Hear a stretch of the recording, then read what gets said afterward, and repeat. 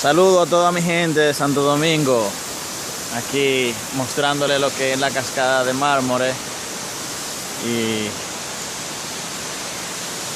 mostrando lo hermoso de la naturaleza. Miren qué bello. Ay, ay. Ya tú sabes, estamos aquí en Umbria mostrando lo que es la cascada de Mármore.